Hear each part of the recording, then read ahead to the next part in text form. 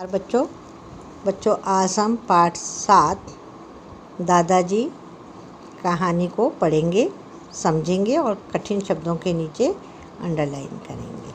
तो चलिए पहले मैं ये आपको कहानी समझा रही हूँ। आपको पता है दादाजी किसे कहते हैं?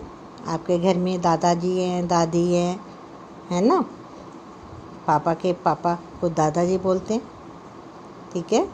तो उनकी कहानी है ये। तो आपको मैं पहले इस कहानी को शॉर्ट में वैसे ही बता रही हूँ, फिर समझाऊंगी भी, पढ़ाऊंगी भी। तो यहाँ पर सोनाली है, लड़की का नाम है ना?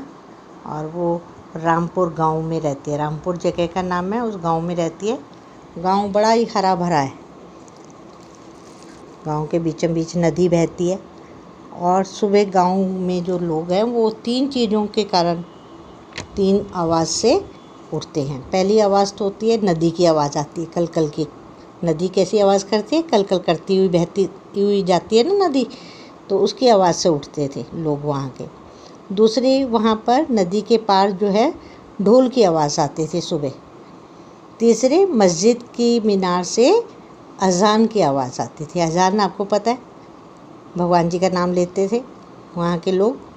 अजान पढ़ी जाती है मस्जिद में, अजान की जाती है, अजान की आवाज़ आती थी। जैसे आपके घर के पास आसपास मंदिर होंगे, सुबह सुबह 4-5 बजे मंदिर से घंटों की आवाज़ आती है, आरती की आवाज़ आती है। इसी तरह से यहाँ पर सोनाली के रामपुर गांव में इन 3 चीज़ों से की आवाज़ से लोग जगते थे, उठते थे। एक दिन क्या था, दादाजी की आवाज़ में जो है अजान कौन करवाता था? सोनाली के दादाजी अजान करते थे और वो वहीं पर ही मस्जिद में ही रहते थे, वहीं अजान की जो है अदा करते थे। तो एक दिन सुबह जो है अजान की आवाज़ नहीं आई। गांव में सब लोग जो थे हैरान थे। सोनाली भी परेशान हो गई कि क्या बात हो गई, आज अजान की आवाज़ नहीं आई, कहीं दादाजी बीमार तो नहीं पड़ गए? तो उसको चिंता होने लगी। उसने सोचा मस्जिद में जाकर देखती हूँ। अब मस्जिद में जाने से पहले क्या होता है कि सोनाली को लगता है कि मैं दादाजी को मिलूँगी तो खाली हाथ कैसे जाऊँ, क्योंकि हम कहीं पर किसी को मिलने के लिए जाते हैं तो क्या करते हैं, कुछ ना कुछ फल फ्रूट लेकर जाते हैं, फल लेकर जाते हैं, कुछ जो है खाली हाथ नहीं जाते। तो ऐसे ही सोनाली सोचती है, मैं दादाजी को मिलने जाऊँगी तो मैं खाली हाथ कैसे जाऊँगी, तो ठीक नहीं लगता। उनके लिए कोई उपहार लेकर जाती हूँ, भेंट लेकर जाती हूँ। तो उसने सोचा क्या लेके जाऊँ? उसने सोचा हाँ, अखरोट लेके चलती हूँ, क्योंकि दादाजी को अखरोट बहुत पसंद थे।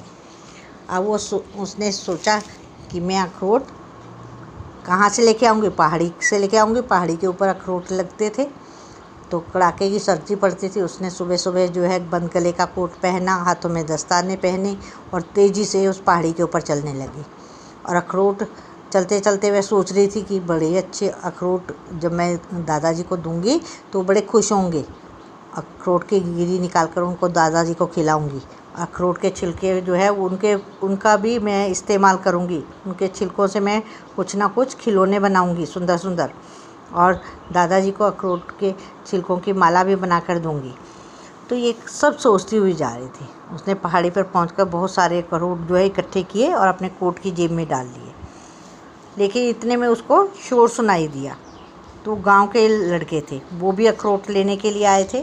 सोनाली डर गई पहले तो कि भाई वो उससे नाराज़ होंगे, उससे अखरोट छीन लेंगे या उसको मारेंगे। तो वो एक डर के कारण एक झाड़ी के पीछे छिप जाती है। आज सारे अखरोट कहाँ गए? अब एक उसमें से जो लड़के आए थे ना, उसमें से एक लड़के ने कहा आज तो अखरोट ही नहीं है, पता नहीं इतनी सुबह कौन आया होगा। दूसरा लड़का बोला पता नहीं कौन आया होगा। तीसरा कहने लगा कि शायद सोनाली आई होगी, वही जल्दी उठती है। उसने अनुमान लगाया। वाह, तो कहते हैं कि ये भी अच्छा, खूब रही हमारे हाथ, हम कुछ भी नहीं मिला हमें, हम इतनी दूर बेकार में आए पहाड़ी पर। पहले वाले ने नाराज़ होकर कहा। कहता है कि वह तो अब जो है उसने फिर जो है तीसरे लड़के ने समझाते हुए उसका कहा कि वह रोज़ जल्दी उठ जाती है, सैर करने आती है, वह हमारी तरह आलसी भी नहीं है, अखरोटों को उसका ही अधिकार है।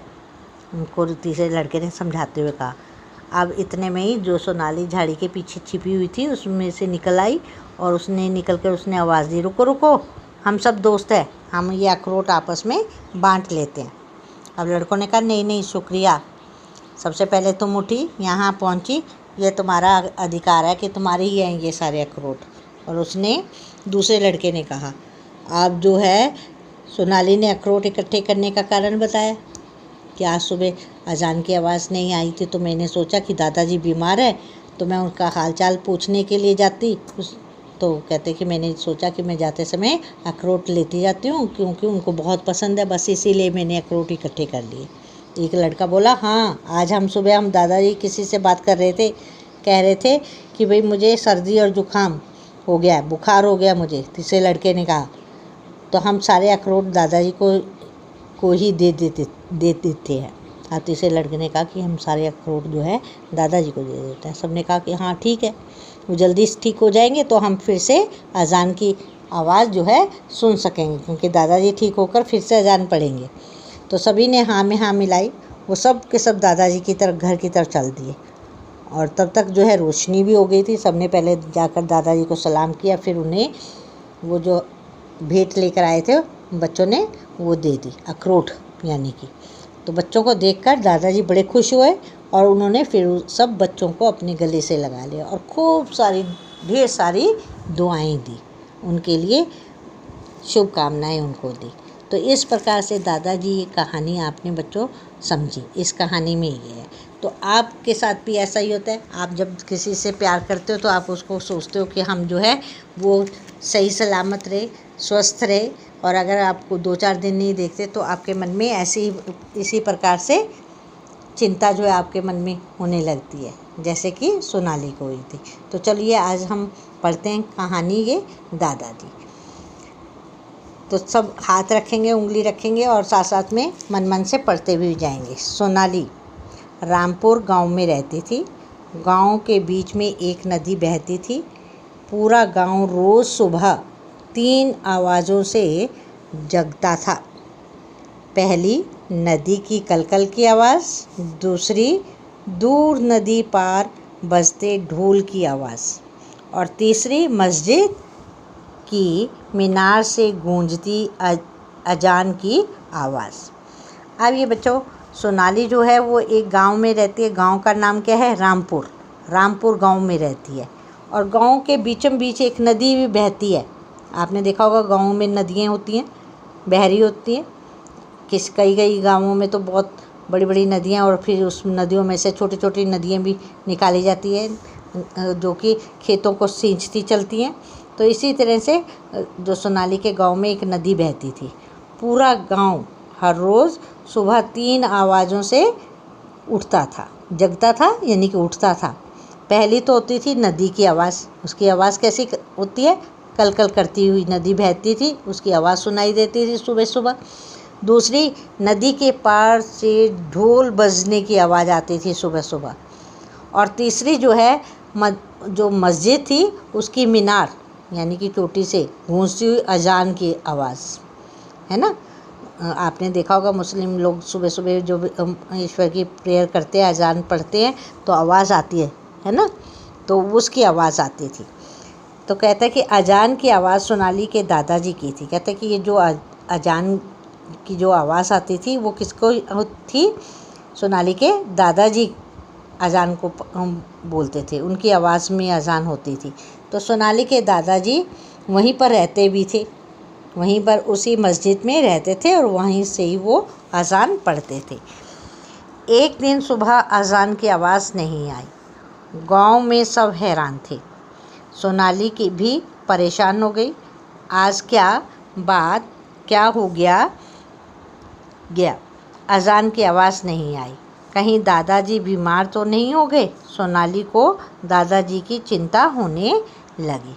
अब क्या था कि एक दिन अजान की आवाज़ नहीं आई। गांव में सब हैरान थे, परेशान थे कि क्या हो गया, आज अजान की आवाज़ क्यों नहीं आई। तो अब सोनाली जो थी वो सोच में पड़ गई। उसने सोचा कि कहीं दादाजी बीमार तो नहीं हो गए। वो चिंता करने लगी और उसको चिंता बढ़ती चली गई। उसने सोचा मस्जिद में जाकर ही देखती हूँ कि दादाजी बीमार तो नहीं है कहीं, तो मस्जिद में ही जाती हूँ। तो मस्जिद में लेकिन दादाजी के पास खाली हाथ जाना भी ठीक नहीं है। उनके लिए कोई भेंट ले जाना ठीक हो रहेगा। अब जो सोनाली है वो सोचती है मस्जिद में जाकर देखती हूँ, लेकिन दादाजी के पास जाना खाली हाथ तो ठीक नहीं है, क्योंकि अगर हम किसी के पास जाते हैं तो हम कुछ ना कुछ उसके लिए उपहार या भेंट लेकर जाते हैं। तो कहते हैं कि कोई भेंट लेके जानी चाहिए मुझे, क्या लेके जाऊँ सोचने लगी। हाँ, अखरोट ले जाती हूँ, दादाजी को अखरोट बहुत पसंद है। अब उसने सोचा कि मैं अखरोट ले लेती हूँ, क्योंकि दादाजी जो है अखरोट बहुत पसंद करते हैं। और दूसरी बात यह है कि बीमारी के समय अखरोट जो है दवाई का काम भी करते हैं। तो उसने ये सोचा। सोनाली जल्दी जल्दी पहाड़ी की तरफ चल दी। अब जो सोनाली जो थी उसने सोचा कि मैं जल्दी जल्दी अखरोट लेकर आऊँ, तोड़ कर लेकर आऊँ पहाड़ी से, और उसके बाद दादाजी के पास जल्दी से पहुँच जाऊँ उनका हालचाल पूछने के लिए। कड़ाके की सर्दी पड़ रही थी, कड़ाके की यानी कि बहुत तेज़ सर्दी थी। वह एक बंद गले का कोट पहना था और हाथों में दस्ताने। उसने अपने बंद गले का कोट पहन लिया। देखो ये सोनाली ने कोट पहना हुआ ना बंद गले का, और हाथों में दस्ताने पहन लिए, पाँव में जूते पहन लिए और पैंट पहन ली, जिससे कि उसको ठंड ना लगे। कोट पहना था और हाथों में दस्ताने। वह जल्दी जल्दी कदम बढ़ाने लगी, तेज़ तेज़ चलने लगी। चलते चलते वह सोच रही थी अखरोट देखकर दादाजी खुश हो जाएंगे। अब वो मन में सोच रही है चलते चलते कि दादाजी अखरोट देखकर बड़े खुश होंगे। वह अपने हाथों से अखरोट की गिरी निकालकर दादाजी को खिलाएगी। उसने सोचा कि मैं अपने दादाजी को गिरियाँ निकालकर अखरोट की फिर खिलाऊंगी। अखरोट के छिलके भी काम आ सकते हैं। अब मन में सोचने लगी ये अखरोट के छिलके हैं, ये भी काम आ सकते हैं। इनके छोटे छोटे सुंदर खिलौने बनाए जा सकते हैं। दादाजी माला भी सुंदर बनाते हैं। और उसने मन में सोचा कि हाँ, इसके खिलौने भी बनाऊंगी, इनके छिलकों के कई काम करूंगी, और दादाजी तो इनके छिलकों की बहुत सुंदर माला भी बनाते हैं। तो ये सारा काम ये मन मन में वो सोचती हुई जा रही थी। उसने पहाड़ी पर पहुंचकर बहुत सारे अखरोट इकट्ठे किए और अपने कोट की जेब में भर लिए। अब ये सोनाली जो थी पहाड़ी पर पहुंची और इसने अखरोटों को इकट्ठा किया, तोड़ा और अपने कोट की जेब में भर लिया। अचानक उसे कुछ शोर सुनाई दिया। कहते कि इतने में अचानक एकदम कुछ शोर सुनाई देने लगा उसे। वे उसके गांव के ही लड़के थे। कहते कि उसके गांव के ही लड़के थे जिनका उसको शोर सुनाई दे रहा था। वे भी अखरोट लेने आए थे। सोनाली डर गई। कहते वो सब भी अखरोट लेने के लिए आए थे। जब उनकी आवाज़ सुनी तो सोनाली डर गई, कहीं वे उससे नाराज़ ना हो जाएं, कहीं उन्होंने मुझसे सारे अखरोट छीन लिए तो। वह डर के मारे एकदम झाड़ी में छिप गई। अब जो सोनाली थी वो डर के कारण जो है सोचने लगी कहीं वे नाराज़ हो गए मुझसे, कहीं उन्होंने मेरे अखरोट छीन लिए तो इस प्रकार के जो मन में विचार उसके सोनाली के आने लग गए डर के कारण। वह डर के कारण एक झाड़ी के पीछे फिर छिप गई। और आज सारे अखरोट कहाँ गए? एक लड़का बोला। उनमें से जो लड़के आए थे उनमें से एक लड़का बोला कि आज सारे अखरोट कहाँ चले गए? बड़ा हैरान, कहाँ चले गए? पता नहीं, इतनी सुबह कौन आया होगा। दूसरा लड़का बोला पता नहीं आज इतनी सुबह सुबह कौन आ गया होगा जो सारे अखरोट ले गया, कहाँ चले गए? शायद सोनाली आई हो, उसे सुबह जल्दी उठने की आदत है। तीसरे ने अनुमान लगाया। अब जो तीसरा लड़का था उसने अनुमान लगाया कि शायद सोनाली आई होगी, क्योंकि उसी को जल्दी उठने की आदत है, वही जल्दी उठती है। वाह, यह तो खूब रही, ये तो बहुत खूब रही।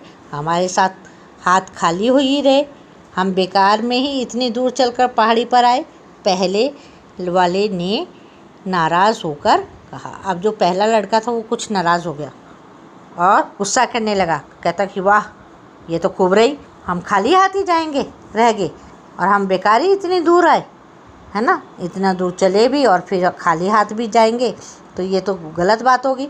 तो वो नाराज़ हो गया था। तो इस प्रकार से बच्चों यहाँ तक कि आज हम पढ़ेंगे कहानी को, तो इससे आगे हम कल पढ़ेंगे। तो तब तक के लिए कल जो है फिर मिलेंगे। तब तक के लिए थैंक यू।